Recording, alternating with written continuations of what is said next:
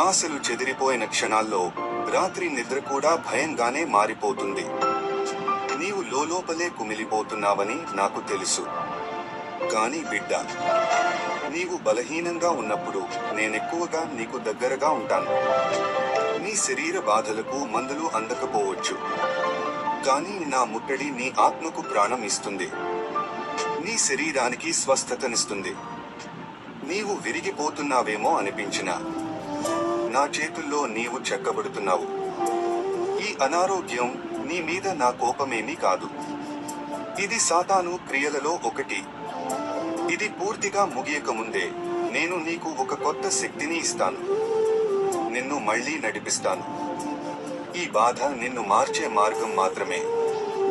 నేను నిన్ను విడిచిపెట్టే పరిస్థితి కాదు. నీవు మళ్ళీ లేస్తావు, నాతో కలిసి నడుస్తావు. ఇది నా వాగ్దానం. పర్వతాలు తొలగినా నా వాగ్దానం చెదరదు. అది నీకు తెలుసు.